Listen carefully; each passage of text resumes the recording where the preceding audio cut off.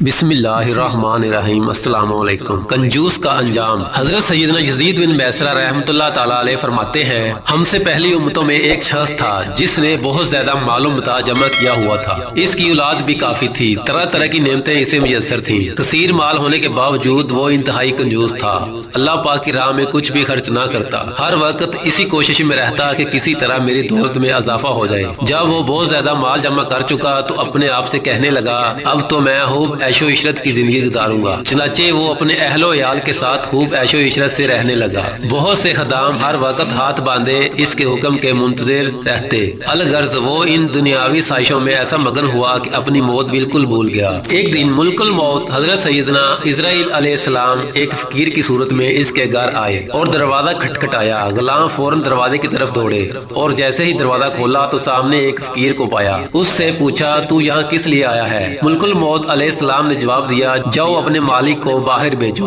مجھے اسی سے کام ہے۔ خادموں نے جھوٹ بولتے ہوئے کہا، وہ تو تیرے ہی جیسے کسی فقیر کی مدد کرنے باہر گئے ہیں۔ حضرت سیدنا ملک الموت علیہ السلام یہ سن کر وہاں سے چلے گئے۔ کچھ دیر بعد دوبارہ آئے اور دروازہ کھٹکھٹایا۔ غلام باہر آئے تو ان سے کہا، جاؤ اور اپنے آقا سے کہو میں ملک الموت علیہ السلام ہوں۔ جب اس مالدار شخص نے یہ بات سنی تو بہت خوف زدہ ہوا اور اپنے غلاموں سے کہا، جاؤ اور ان سے بہت نرمی سے گفتگو کرو۔ خدام باہر آئے اور حضرت سیدنا ملک الموت علیہ السلام سے کہنے لگے، آپ ہمارے آقا کے بدلے کسی اور کی روح قبض کر لیں اور اسے چھوڑ دیں، اللہ پاک آپ کو برکتیں عطا فرمائے۔ حضرت سیدنا ملک الموت علیہ السلام نے فرمایا، ایسا ہرگز نہیں ہو سکتا۔ پھر ملک الموت علیہ السلام اندر تشریف لے گئے اور اس مالدار شخص سے کہا، تجھے جو وصیت کرنی ہے کر لے، میں تیری روح قبض کیے بغیر یہاں سے نہیں جاؤں گا۔ یہ سن کر سب گھر والے چیخ اٹھے اور رونا دھونا شروع کر دیا۔ اس شخص نے اپنے گھر والوں اور غلاموں سے کہا، سونے چاندی سے بھرے ہوئے صندوق اور تابوت کھول دو اور میری تمام دولت میرے سامنے لے آؤ۔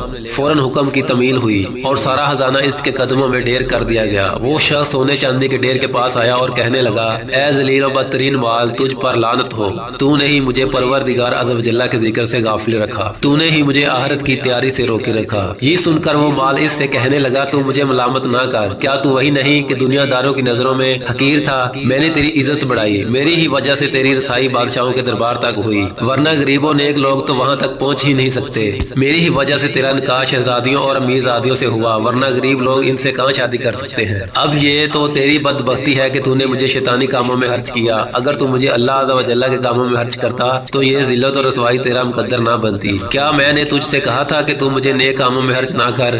آج کے دن میں نہیں بلکہ تو زیادہ ملامت و لعنت کا مستحق ہے۔ اے ابن آدم، بے شک میں اور تو دونوں ہی مٹی سے پیدا کیے گئے ہیں، بس بہت سے لوگ ایسے ہیں جو نیکی کی راہ پر گامزن ہیں اور بہت سے گناہوں میں مستفرق ہیں۔ امام ابن جوزی علیہ رحمۃ اللہ القوی فرماتے ہیں، گویا مال ہر شخص سے اسی طرح کہتا ہے، لہذا مال کی برائیوں سے بچ کر رہو اور اسے نیک کاموں میں خرچ کرو۔ مزید اسلامی پوسٹوں کے لیے فالو کریں اور چینل کو سبسکرائب کریں۔